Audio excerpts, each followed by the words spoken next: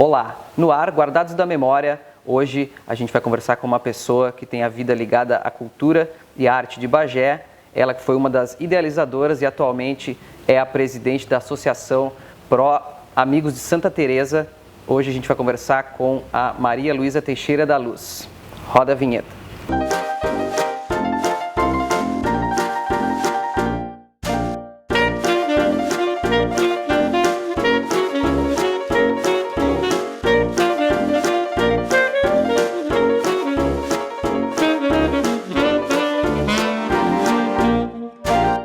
Obrigado, Marilu, por ter aceitado o nosso convite.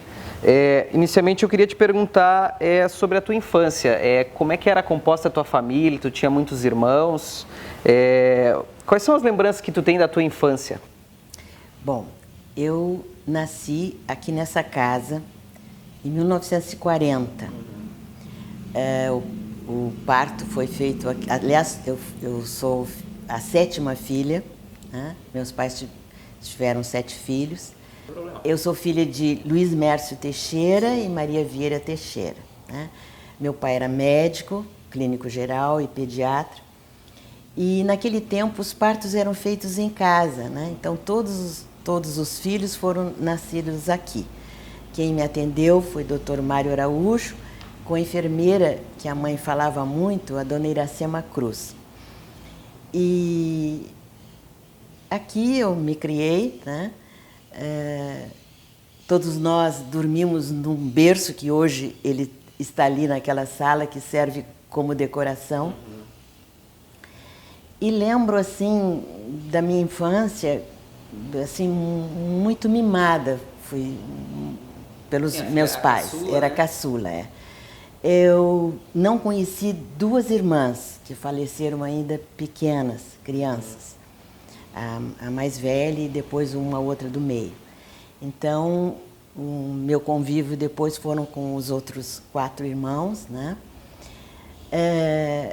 Meu pai foi 2 vezes prefeito daqui de Bagé. Ele foi deputado federal. E aí é que eu lembro, assim, quando ele foi eleito deputado federal, nós fomos morar no Rio de Janeiro. Eu tinha já 6 anos, isso eu lembro bem, entende? E nós lá morávamos no bairro da Tijuca, na Avenida Trapicheiros, número 36, nunca mais eu me esqueci. E sempre quando tenho oportunidade eu apareço, dou uma chegada na rua. Ver como é que está a casa. A casa. Ainda existe a casa lá? Existe a casa, é um córrego que passa aqui na frente. E nós vínhamos uma vez por ano para Bagé. Naquele tempo era, eu não sei, era mais difícil, acho que tudo. Então, o pai vinha uma vez por ano e nós vínhamos sempre no período das férias de verão. Então, a gente vinha de trem, ou outras vezes nós viemos de navio. Eu me lembro que era o Aratimbó. Nossa, mas era uma aventura vir para cá. Descia no Porto do Rio Grande. Eu me lembro que a mãe sempre nos chamava, olha que lindo a saída do rio, olha a Baía de Guanabara. E nós crianças íamos, mas todo mundo enjoava no navio. Aí era aquela correria, ninguém desfrutava nada da viagem, sabe? Também eu acho que naquele tempo aqueles navios não tinham essa estabilidade que hoje tem, né? Esses instrumentos, sei que jogava muito. E descia. Durava muitos dias essa aventura? Levava, eu acho que mais de 3 dias. Porque a gente descia em Santos, parava, a gente descia, eu me lembro que tinha uma praça com bicicletas, a gente andava de bicicleta, depois ia para o navio de novo, era que outro inferno, até chegar em Rio Grande. Outras vezes de trem, né, que eu disse, e algumas vezes de avião, aí a gente vinha pela Varig. Eu acho que isso já foi mais no final, porque já era maior. E vinha direto para Bagé, né? Direto para Bagé. Então, lá no Rio, eu tinha amigas. Quanto tempo vocês moraram no Rio? Nós fomos em 1946. Eu acho que em 51 é que a gente voltou para Bagé, porque foi quando eu fiz até a 4ª série lá, no colégio de lá. Meus irmãos, a minha irmã mais velha havia casado e morava no Rio. O outro irmão, abaixo dela, o Luiz Carlos, estava estudando medicina, já estava no Rio. E quando nós voltamos, o meu terceiro irmão, o Vitoriano, estava fazendo o científico lá. Era o ensino médio. E ficou, ensino médio, e ficou então, ficou no Rio. E vim eu e o Fausto, que viemos para Bagé, que sempre, o Fausto nunca saiu daqui, né? Ficou sempre morando aqui, o outro meu irmão. Bom, aqui em Bagé, eu entrei para o Colégio das Irmãs, que a gente chamava o Colégio das Freiras, né? O Espírito Santo. E lá eu fiz a quinta, eu acho que chamava, né? E a admissão que chamava, e depois fiz o 1º grau e depois o 2º grau que eu fiz o científico. Era ginásio científico? Era ginásio era outra científico, nomenclatura. Isso, eu fiz o científico. E nesse meio tempo, eu me formei em 1958 no científico. Me formei no IMBA, que eu estudei piano, mas pouco tempo, estudei balé. Chamavam de conservatório, na no época, conservatório, ainda não tinha esse era nome, Dona Rita que era diretora, né? A Rita Jobim Vasconcelos. Depois da morte dela, que ficou a Dona Lene Teixeira de Bom. Estudava piano e depois estudei balé, que estudei um tempo também, mas não fiquei muito tempo. Nunca concluiu? Não, nunca concluí. E concluí declamação que existia na época, sabe? Era interessante, era com a Beatriz Silveira Camargo, que foi minha professora, e a gente estudava literatura junto, era todo e fazia-se prova com banca. A gente está aqui na tua casa e a gente está cercado de objetos de arte e tal. Isso na tua infância já era assim? Teus pais tinham uma veia artística? Sim, a minha mãe tinha. Minha mãe era muito criativa, sabe? Ela não tinha formação assim nenhuma, ela fez, escrevia e tudo, mas não tinha um curso superior, nunca teve. Mas ela era muito, muito criativa. Ela, por exemplo, nos natais, ela é que fazia árvore de Natal, todo ano era diferente, ela criava as coisas. A casa era sempre muito enfeitada nessas datas assim. Certo. E ela me ajudou muito depois na minha profissão, que ela fazia as coisas, me ajudava muito. Mas é isso que eu te disse. E aí, em 58, né, eu casei, muito jovem, tinha 18 anos, e viuvei muito cedo, viuvei com 22 anos. Pena. E fiquei com um casal de filhos, que é a Maria Cláudia e o Martim Luiz. Bom, aí eu era muito jovem, aí meus pais disseram, não, vai estudar, vai para a faculdade, aquela coisa, né? E aí eu fui para a FUMBA para fazer pedagogia. E nesse mesmo ano... Na época não tinha nada voltado para a arte? Ou não. Foi uma opção, foi o mais próximo, era o mais próximo era o mais que você próximo, tinha? O mais próximo, e eu tinha feito, não havia feito o magistério, né? Mas eu achei que era um curso que eu ia gostar. Após a tua formação em declamação no IMBA, tu chegou a lecionar no IMBA? Lecionei. Aí eu vou te contar. Aí nesse ano que eu fui para a FUMBA, na época, a Beatriz Camargo, essa que foi minha professora, ela entrou em licença-prêmio, ia ficar muito tempo fora. E aí eu entrei como professora de declamação e fiquei no lugar dela. Substituta, tá? E fui ficando e fui contratada, era o governo do Dr. Camilo Gomes, e fiquei como professora do IMBA. Mas eu já achava que essa coisa da poesia era bonito, mas estava um pouco demodê, assim. Então eu comecei a fazer outras maneiras com meus alunos de dizer, de falar, né, os poemas. E aí eu comecei a trabalhar com o coro falado no IMBA e com jograis, que na época também estava muito em voga os jograis. Eu havia assistido jograis no Rio e fiquei encantada com aquele tipo de marcação, de texto, assim. E aí eu comecei a desenvolver isso no IMBA.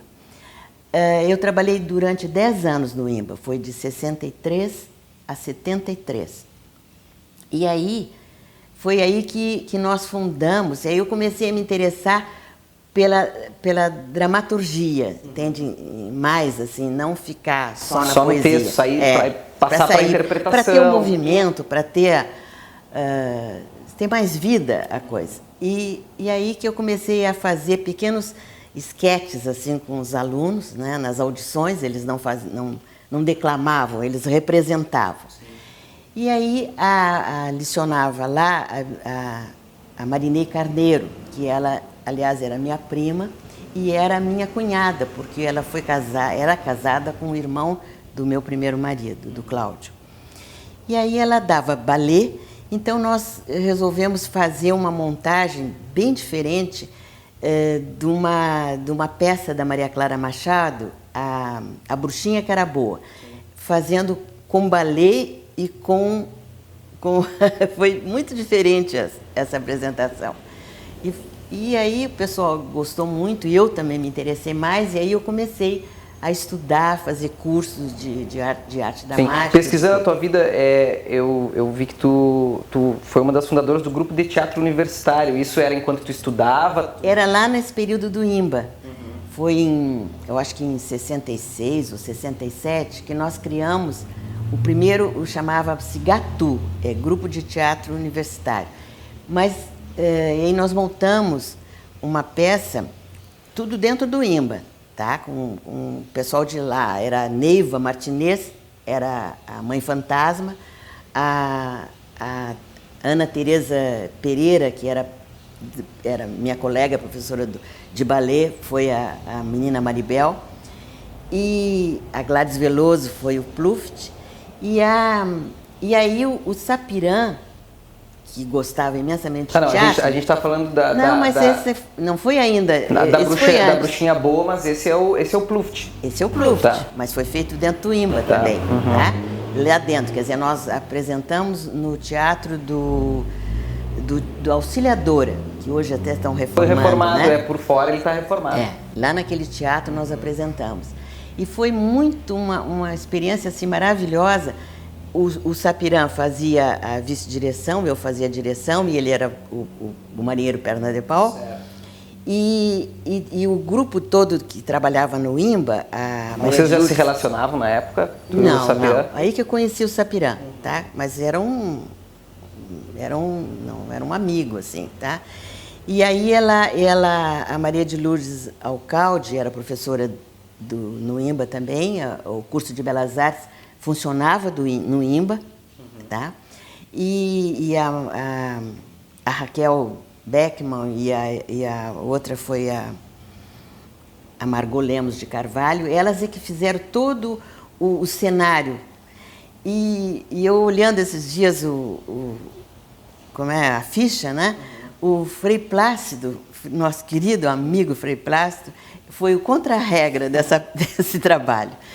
E o Emílio Calil, que hoje é diretor lá no Rio, foi diretor de teatro municipal, era um dos marinheiros, então foi um grupo assim...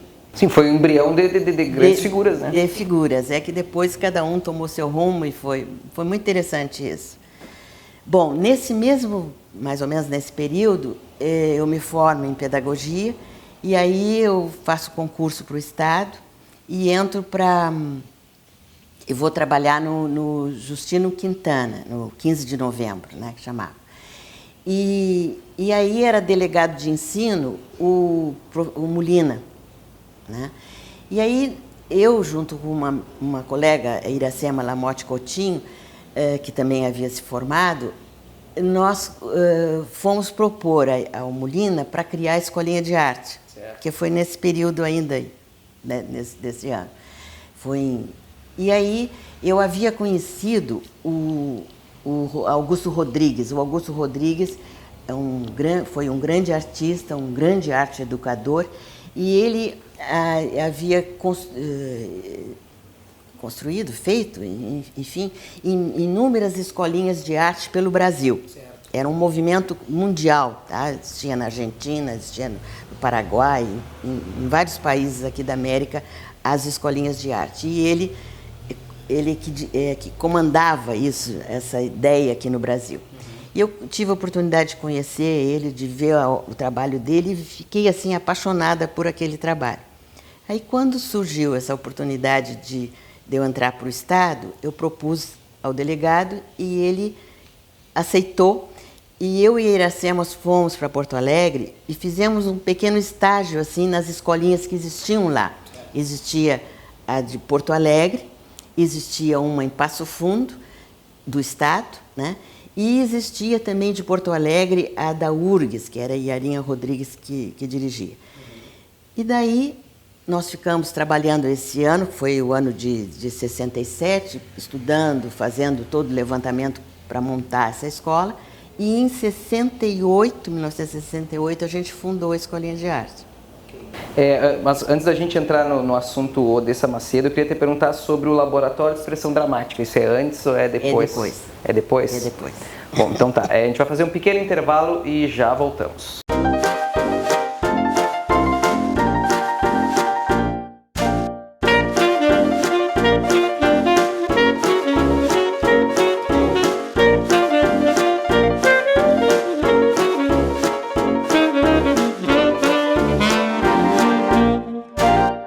Olá, de volta ao Guardados da Memória. Hoje a gente está conversando com a Marilu Teixeira e a gente está falando sobre teatro e artes cênicas em Bagé.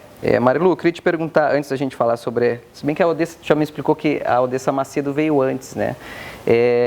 Como é que foi esse processo de desenvolver o projeto, de apresentar para o delegado e como é que foi até acontecer, até abrir as portas da escolinha? Pois é, aí que eu havia de falar, nós fomos a Porto Alegre e lá a gente recebeu todas as instruções, a gente ficou uns dias lá e foi mais de uma vez, nós voltamos.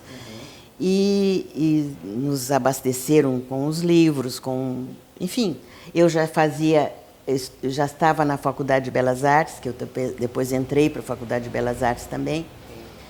Então,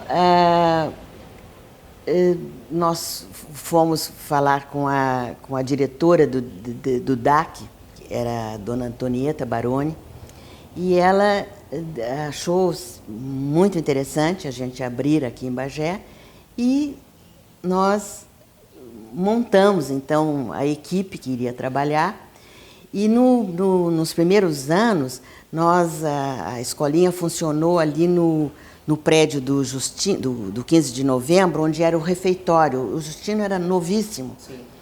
Então, a gente montou a escola ali.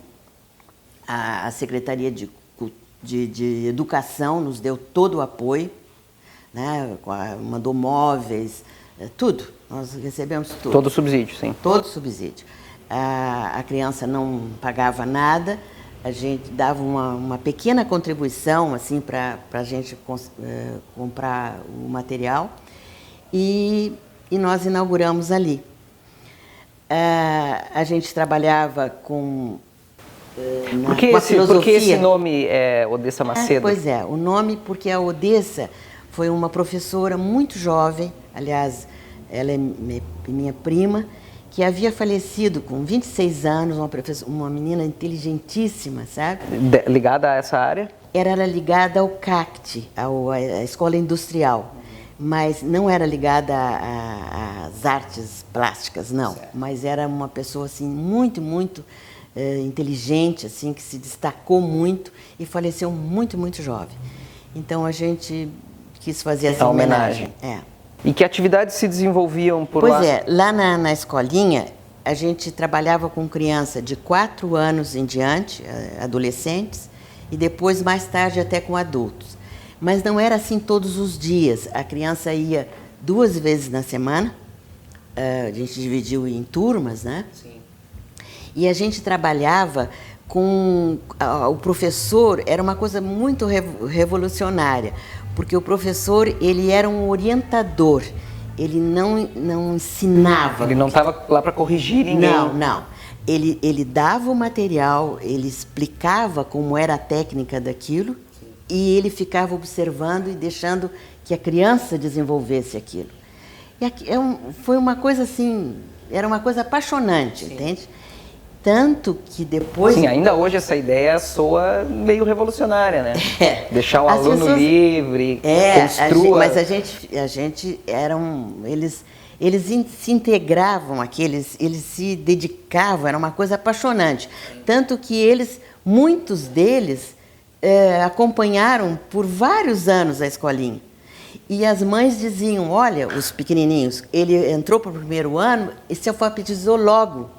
Ele conseguia desenvolver todas as potencialidades psicomotoras, cognitivas, sim, era uma afetivas. Atividade extraclasse que de fato contribuía com o ensino regular.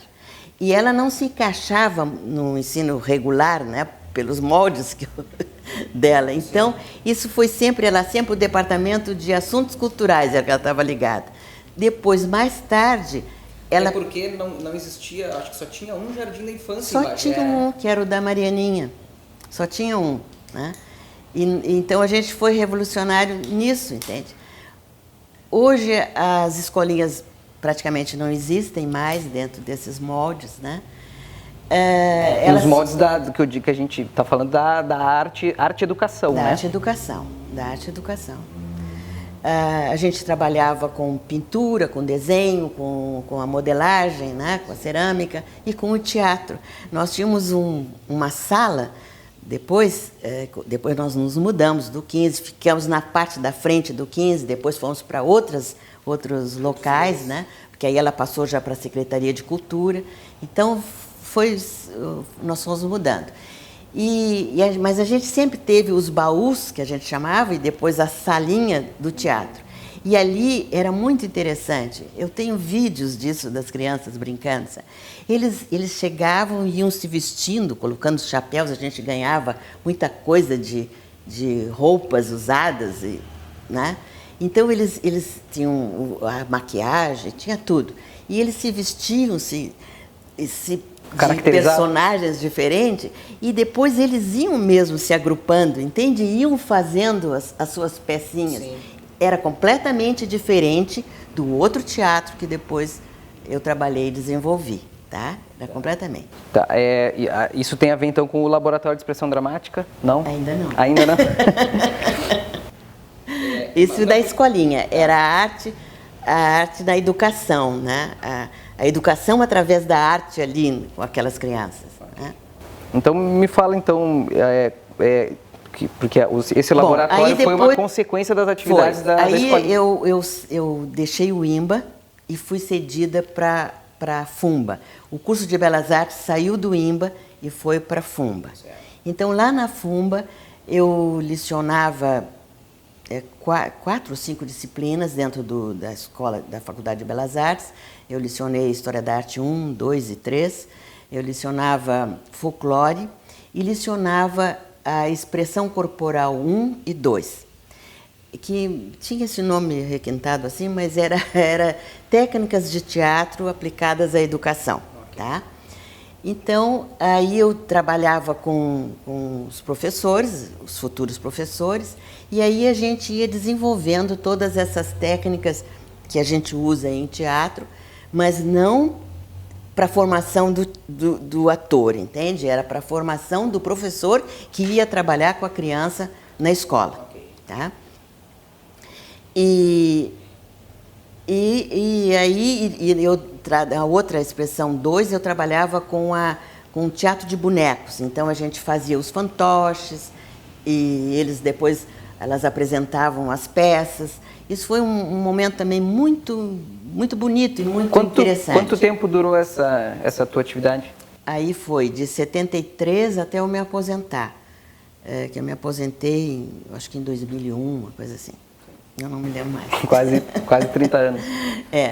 Foi trabalhando nisso. Aí, esse grupo que trabalhava no teatro, a gente trabalhava com as técnicas de teatro, jogos dramáticos, improvisação, aquilo tudo, né? A sensibilização, todas as técnicas de teatro. E aí eles tinham que, no segundo semestre, os alunos, eles tinham que me apresentar como trabalho uma encenação. Sim. Tá? Então, essa encenação, eles escolhiam as suas peças e eram apresentadas no Teatrinho da Urcamp. E nós convidávamos a Escola Bidarte para assistir. E era assim, enchia e era aquela coisa linda, né, de se ver. Bom, daí é que surgiu a se criar, que foi a Maria de Lourdes Alcalde havia falecido. Então a gente, lá, a faculdade, resolveu criar o Centro de Arte, o Senarte, o Centro de Arte Maria de Lourdes Alcalde, dando uma homenagem à antiga diretora, né? E aí se criou o Senarte. Bom, e aí nesse Senarte haviam vários laboratórios, várias oficinas que a gente chamava. Oficina de piano, oficina de concerto, oficina de cerâmica, oficina de pintura, várias oficinas. E aí foi a Marli que me convidou para ser da oficina de arte dramática. Expressão dramática. Expressão dramática, né? E aí então nós montamos uma oficina que atendesse não só alunos da Urcamp, não precisava ser pessoas da Faculdade de Belas Artes, mas qualquer outro aluno, como pessoas da comunidade que quisessem participar. E daí é que surgiu esse laboratório. O laboratório. Então, o primeiro curso que oferecemos, nós chamamos pessoal de Porto Alegre, que aí veio o Sapirã, veio o Dani Gris, veio o Tigrinho, que agora não me lembro o nome dele, que era especialista em iluminação, e eles vieram, João Assir, eles vieram para dar um curso aqui de 60 horas, tá? Aqui em Bagé, na faculdade. E foi um sucesso, nós tivemos 50 alunos matriculados, e a partir deste curso, o Sapirã resolveu montar um espetáculo. E esse espetáculo foi sendo criado, assim, aos poucos pelos alunos, e ele então, ele pegou o Simões Lopes Neto, a Salamanca do Jaral, e ele fez então uma adaptação para ser ensinado, porque era um texto literário, né? E aí se montou a Salamanca do Jaral, que foi nós estreamos no primeiro festival nativista que aconteceu aqui em Bagé. Isso foi lá no Justino Quintana, foi durante o governo do Carlos Azambuja, onde o secretário de Educação era o Cláudio Lemezec. Nós fizemos só a estreia e depois nós fizemos 13 apresentações. Foi um espetáculo assim lindíssimo, com quase, eu acho que eram uns 40 atores, tá, em cena. Tinha coral, tinha tudo, dança, tinha tudo. Foi muito, muito interessante. A gente está falando muito em teatro, em montagens e como se faziam peças e tal. Qual que tu acha que é a lacuna que fica pelo fato de Bagé ainda não ter conseguido tirar do papel o seu teatro? Porque a impressão que eu tenho, eu não vivi essa época desse auge das artes cênicas, do teatro em Bagé, né? E me parece que está meio é uma arte meio esquecida, né? Ficou a falta do teatro, que é importantíssimo ter o teatro, né? Lá nesse período do Senarte, o Senarte acabou foi fechado praticamente em 2003, que fecharam. Então, o meu laboratório terminou ali. Mas nós fizemos, do período de inauguração dele, né, da minha oficina até terminar, nós fizemos umas 15 peças de teatro. Peças de teatro de adulto e de teatro infantil. todos feitos por adultos. A gente falou na Bruxinha Boa e Pluft são peças infantis, né? Quase, pois é. Aí nós retomamos o Pluft, fizemos uma outra montagem do Pluft, aquele Pluft de 1966, eu acho que foi o 7, e depois retomamos o Pluft, fizemos a Bruxinha que era Boa mais uma vez, com atores, né, da comunidade, fizemos Dragão Verde, o Dragão Verde, a Onça de Asas eu fiz antes do laboratório e o Consertador de Brinquedos também eu fiz antes de ter o laboratório, eu fiz com os alunos da Faculdade de Belas Artes. Essas outras todas foram já dentro do laboratório, aí já com uma mistura, com alunos que queriam e com as pessoas da comunidade. Fizemos uma série, o Dragão Verde, Porque a gente fala na questão do Teatro Municipal, faz falta não só para a apresentação, pois é, essa apresentação... Mas para que outros grupos se desenvolvam, né? Quando eu fui secretária, já um tempo depois, né, eu fui de 93 a 96, foi governo Vargas Sapirá. Eu acho que foi nessa data, né? Uhum. Eu não sou boa de data. Fui professora de história, mas sabe que eu me aposentei porque eu tive como é que eles chamam isso? Um AVC transitório. E aí eu fiquei com um pavor de dar aula, eu dava de história, né? De esquecer. E aí me aposentei. Sim, porque requer uma certa precisão, data. Aí eu fiquei com aquele horror, aquele pavor de não vou ficar, vou me aposentar. E me aposentei, mas já tinha tempo também, já tinha idade. Mas senão eu acho que lecionando até hoje. Bom, mas aí eu te dizer, nesse período que eu fui secretária, será que eu posso depois voltar para trás? Como é que vai ser? Não. Tenha bondade.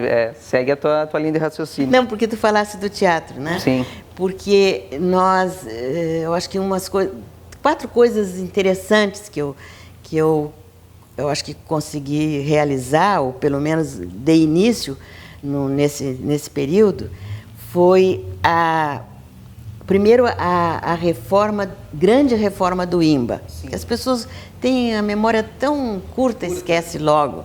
Nós fizemos uma reforma enorme do IMBA. Colocamos os banheiros lá embaixo, tudo aquilo que que depois refizeram, né? Mas nós é que fizemos, e fizemos com o governo, com o dinheiro da Secretaria da Fazenda, daqui, sem dinheiro... Sem dinheiro nem incentivo federal. Nenhum, que naquele tempo nem tinha essas coisas de leis, de LIC e Rouanet. Então a gente fez, isso foi eu tenho isso... Um orgulho. Um orgulho, porque eu consegui fazer. Pintamos o IMBA, me lembro que na época também foi muito falado. Uma vez uma pessoa na secretaria me mandou SOS, Marilu, SOS, olha o jeito que estão pintando o IMBA, que nós pintamos de um rosa com azul. E naquela época as cores eram todas assim, cores baixas, né? Eram as areias, coisa, não se usava o colorido. E fui eu com o Sérgio Coirolo, que o Sérgio Coirolo era secretário, que escolhemos as cores. E o IMBA apareceu. O IMBA, que era neutro, assim, ele apareceu, begezinho. Ele ficou lindo. E aí eles acharam que parecia um bolo. Sim, foi muito engraçado um globinho azul. Com um globinho azul, Bom, então foi o IMBA que eu consegui fazer a reforma. A outra coisa foi a compra da hoje Casa de Cultura, que nós compramos do Banco Meridional, que foi nossa gestão. Ela custou 130 mil, né, reais, eram divididos em 10 parcelas de 13 mil reais. Então isso nós conseguimos, nós fizemos. Nós não conseguimos depois fazer a inauguração, né? Porque ela não seria a Casa de Cultura, seria, na nossa visão, na minha visão, ela seria a biblioteca pública ali. E lá no Centro Cultural, nós construímos o Centro Cultural. foi com dinheiro que o governo do estado mandou, era o governador, o Alceu Colares, e ali era para funcionar as diversas oficinas que a gente tinha. Concentrou, sim. Não, mas seriam oficinas da prefeitura, né? A oficina teria espaço para oficina de teatro de boneco, para pintura, para desenho, para tudo. Tem até o pequeno teatrinho lá em cima, né? Que seria para fantoches, para apresentar isso. E a Pinacoteca, ela foi construída para ser o centro cultural Tarcísio da Porta, é onde ia se colocar a Pinacoteca. Havia, naquela época, 70 obras doadas e adquiridas pelo poder público. Sim. Então, ia-se ali a Pinacoteca. E o teatro, está o terreno ali, a planta foi feita, né, pelo Sérgio Coirolo também, que seria ali do lado. Da biblioteca. Está ali, ela está fechada, né? Seria um teatro. Depois, o outro governo achou pequeno o teatro, então mudaram, não sei como é que está hoje. Mas era para ser ali o teatro e o centro cultural ali, junto, tá? E nós também conseguimos, que fomos mais de uma vez a Porto Alegre, conversar com o governador, conversar com a secretária de Educação, que era Neuza Canabarro, sobre o Palacete Pedro Osório, que na época era o colégio estadual, né? E que tinha sido feito o município doou para o Estado para construir o colégio, mas nunca houve uma contrapartida do Estado. E isso durou 40 anos. Então a gente conseguiu que a Neuza iniciasse essas tratativas, né, de devolver ao município o palacete, e ali nós iríamos colocar a Casa de Cultura. Mas isso passa 4 anos, passa muito rápido. Sim. E aí foram os outros que foram realizando isso. Tu tem 3 filhos e 2 deles, o Zeca e a Maria Cláudia, eles... Não, o Martim Luiz e a Cláudia são do meu primeiro casamento, sim, né? Sim, e o José é da minha união com o Sapirã. Ele e a Maria Cláudia, eles seguiram esse caminho mais parecido com o de vocês, assim, foi um incentivo direto, aconteceu naturalmente? Olha, minha Cláudia, ela também tem muito de artista, sabe? Ela fez teatro aqui em Bagé comigo, e depois lá em Dourados, ela mora há muitos anos em Dourados, Mato Grosso do Sul, ela dirigiu uma faculdade de belas artes, que hoje, infelizmente, ela não está mais lá. Mas ela que dirigiu e que continuou nessa área de arte. O Martim Luiz ele é muito sensível também para isso, mas ele... Profissionalmente... Ele fez agronomia e seguiu para outro rumo, né? O José se criou, foi um filho já de velhos, né? Porque eu, quando ganhei o José, eu já tinha 46 anos. Então, é filho de vó, eu já tinha netos, né? E ele se criou nesse meio, assim, a gente, Sapirã, envolvido em artes, na literatura, em teatro, o meu pessoal aqui, né? Então, eu acho que a gente, sem querer, influenciou um pouco ele. Sim. Nisso. Esse ano tu foi homenageada na Escola de Samba, a Escola de Samba foi vencedora do Carnaval, parabéns. Tu sempre teve ligação com o Carnaval? Olha, eu sempre adorei Carnaval. Desde criança, assim, naquele tempo se fazia as fantasias, né, e se concorria. Eu sempre gostei de ir, de frequentar. Durante a minha juventude, nós tínhamos blocos de carnaval no clube comercial.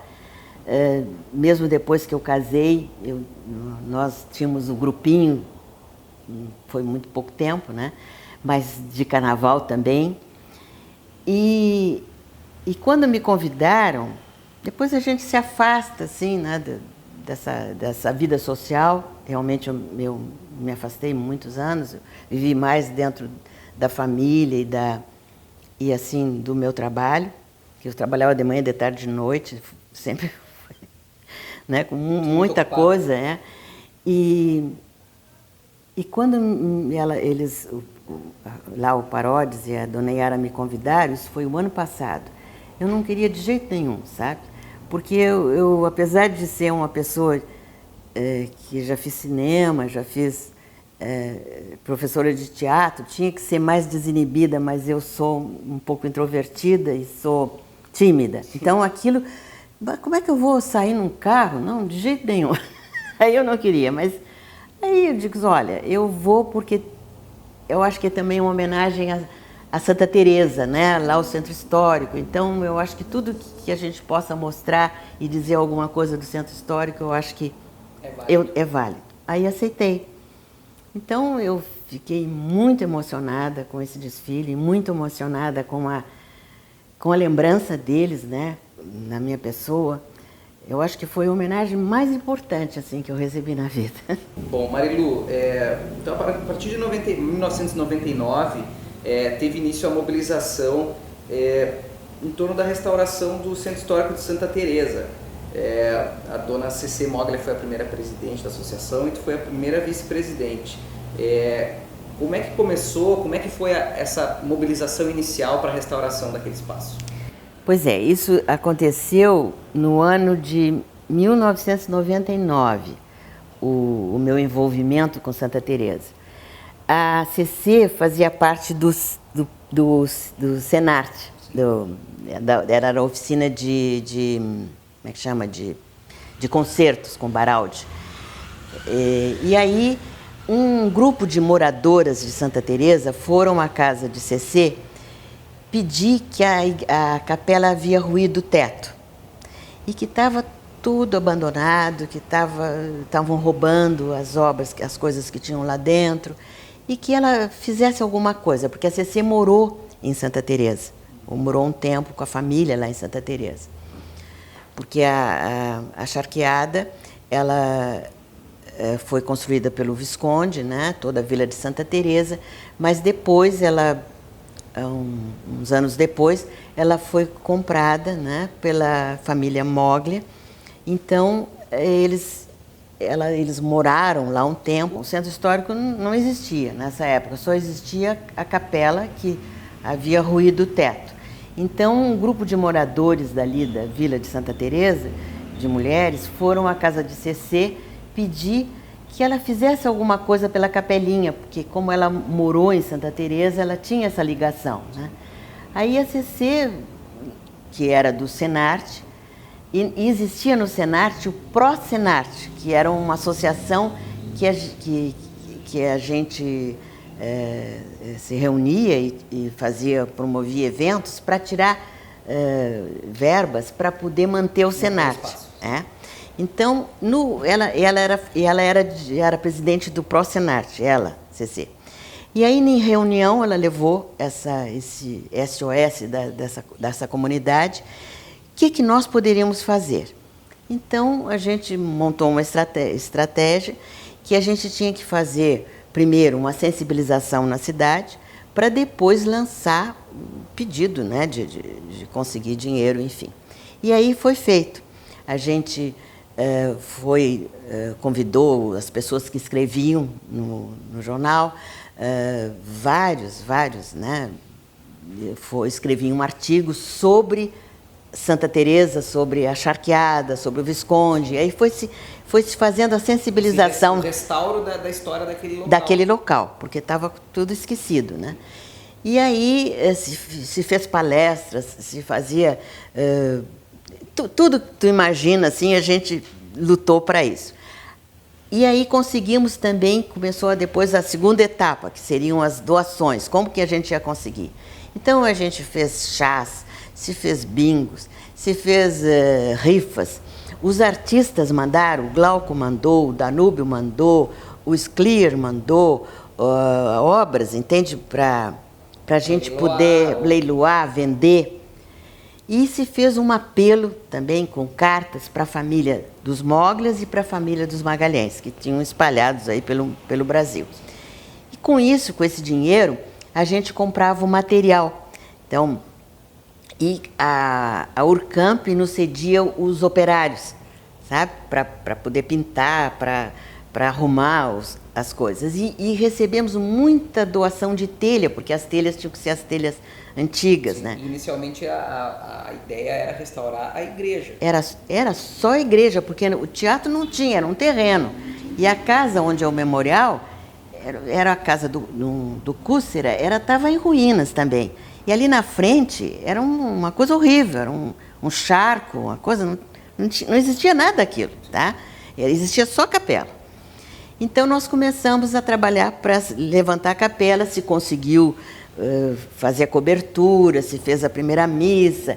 E a capela foi interessante, ela ficou. Aí nós voltamos todas para lá. Tá? Então tudo que a gente podia fazer era lá. Então lá a gente fazia palestras, a gente dava cursos lá para a comunidade, curso de acolchoado, curso de tudo que tu imagina, a gente deu lá dentro da capela. Aí, nesse meio tempo, sempre trabalhando só na capelinha, pintando, arrumando, tirando, aquelas coisas. Era meio tipo obra de padre, né? Ia devagarinho. Até que em 2003, passou por ali o Dr. Cirne Lima. E o Dr. Cirne Lima, ele era, na época, presidente da Copesul. Hoje é Braskem. E aí ele tinha uma ligação afetiva com a CC, com o Mário, e com o Máriozinho, filho da CC. O Máriozinho trabalhou com ele quando ele foi ministro. Então ele veio e propôs à CC de fazer uma coisa maior ali, de restaurar aquilo, a capela, de fazer uma restauração maior, né? De reerguer o teatro, que existia só um terreno baldio, e se fazer todo um complexo, um memorial que contasse aquela história. Eu me lembro que a CC me liga e diz: Marilu, o Cirne Lima quer fazer isso. Tu acha que a gente vai aceitar? E eu digo: na mesma hora, CC, mas e depois? Ela dizia: e depois?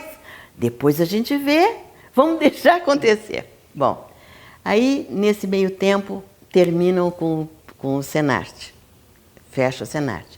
Aí nós que tínhamos a associação Pró-Senarte, que estávamos trabalhando lá, ficamos sem chão.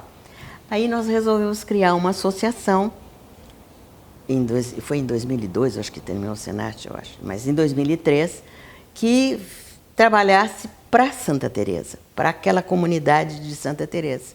Aí se fez a Associação Pró Santa Teresa. Nesse mesmo ano aconteceu isso, do Cirne Lima. Aí ele depois fez lá, convidou como é que chama, um produtor cultural, porque tinha que ter, que é a Telos, a produtor cultural foi a Telos. Ele trouxe, escolheram lá o arquiteto, que era o Flávio Kiefer, que já havia feito lá a reforma também do Casa de Cultura Mário Quintana, e aquele outro memorial lá do Érico Veríssimo, né? Depois ele fez. Então veio o Flávio Kiefer, veio um historiador para entrar em contato aqui com a cidade, aí entrar em contato com o Cláudio Bocinhas, a Beth Fagundes, que já fez também um histórico, né? Nós temos um apanhado dela também da história do Visconde. E aí começou toda essa tratativa e tal, e em 2006 eles lançaram o projeto em Bagé. Aí houve a representação da OSPA com o Borghettino e tudo aquilo.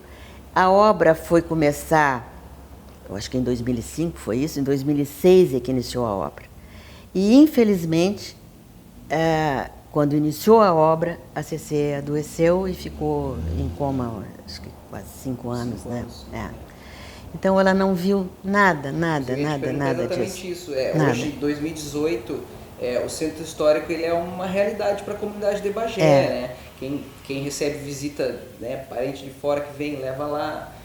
No inverno vai aproveitar o sol, no verão vai pegar uma sombrinha. Ver o pôr do sol é lindíssimo, né? o coachado dos sapos, assim, é lindo à tardinha, as pessoas vão tomar mate e escutar aquilo. E a dona CC, que foi a idealizadora inicial, ela não testemunhou essa realidade. Nada.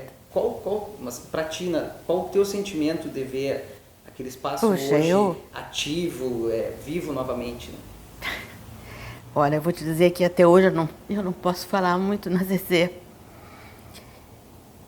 Que ela foi uma pessoa assim, que ela é que nos levou a ter aquele amor lá, apesar... Eu me entrosei mais, porque aquilo era uma coisa de família, né? E aí me lembro da minha mãe, minha tia, falando do Antônio, do Visconde. Eu já conhecia, elas cresceram, lógico. Elas cresceram lá, uma delas foi criada por ele mesmo, porque a minha avó, que era filha dele, faleceu no parto dela. E ele deixou com 4 filhos, 2 filhos foram criados com a vovó Tereza e ele, e os outros 2 aqui com a outra avó, que essa aqui é do outro lado, né? Sim. Dos Vieira. Então, a doença da CC foi um baque assim, muito, muito, muito grande para todas nós. E eu digo que esse vai ser o meu karma. Enquanto eu tiver vida e tiver força, eu vou estar em Santa Teresa. Eu vou brigar pela família e por ela. Porque aquilo era uma coisa que ela era apaixonada. E ela nos deixou todos apaixonados, entende? Então nós temos uma dívida. É uma dívida. Às vezes, aquilo, a construção daquilo, nós batalhamos, né, junto com ela, conseguimos através da LIC, através da Rouanet, mas não conseguimos terminar, porque nós não conseguimos todo o montante da verba que era destinada. Ainda há o que fazer lá. Isso já passou, agora tem que fazer outra, né? Ainda há, porque não se terminou o memorial, né? Não se terminou o anfiteatro, que é ali naquela praça atrás, onde tem o coreto. Ali o projeto é ter tipo uma ponte que abre, que a pessoa entre para lá, e um palco ali para espetáculos ao ar livre. E todo o paisagismo em torno, né? Porque aquilo era da aviação férrea, aquele terreno. E nós iniciamos com a CC essa tratativa de passar aquele terreno para o município. Foi a CC que iniciou isso. E depois nós continuamos. Então, o que era do município ali era só a capela. Só a capela... Não, a capela era da Cúria. Era só o terreno do teatro. O terreno do teatro. Depois eu posso mostrar para vocês essas imagens que nós temos daquela época. E a memorial, onde vai ser o memorial, que ele ficou inacabado, né? Nós, como associação, compramos uma parte, nós pagamos em 2 vezes para o Cúcera, e o resto, que nós não tínhamos o montante, ele fez acerto de contas com a prefeitura, através do negócio de impostos, essas coisas. Então, nós também estamos ali dentro, né? As pessoas dizem, aquilo é da prefeitura. É da prefeitura. Nós todas sabíamos que é da prefeitura. Mas nós é que construímos aquilo.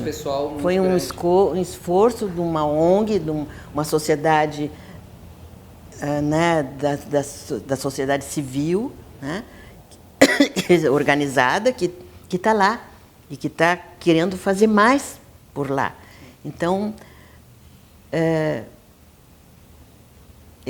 nós temos a CC como a nossa, assim, até o memorial, nós queremos colocar, quando pronto, o nome dela. Tá? Nesse meio tempo, nós conseguimos a estrutura de um galpão ali atrás, que vai ser o anexo, que a gente chama, que a gente quer colocar as coisas que estão hoje no memorial, que tem que sair dali. O memorial vai contar a história da charqueada, a história do Visconde, os objetos deles, uma sala da CC, com o piano da CC, que nós temos, que está aqui no Museu Dom Diogo, né? Mas aquilo é para quando estiver pronto lá, para a gente levar para lá. E nós temos que colocar, por exemplo, o ponto de cultura, que surgiu depois, nesse anexo. Nós temos que colocar a videolocadora que nós ganhamos, da Dona Zuleika, lá nesse anexo. Nós temos que colocar o nosso brechó no anexo. Tá? Então ainda há muito a ser feito. Muito a ser feito. Muito a ser feito. Então eu acho que tudo que eu digo para os jovens que estão, né, entrando agora como professores ou como educadores ou até em entidades assim, né, que entram, que tudo a gente tem que fazer com amor, tá? Tem que ser com amor. A gente tem que fazer aquilo que a gente gosta, senão a coisa não deslancha. Muito obrigado, então, Marilu, mais uma vez por ter aceitado o nosso convite. Esse foi o Guardados da Memória. Para quem quiser acompanhar essa e outras produções da TV Câmara, é só curtir a nossa página no Facebook.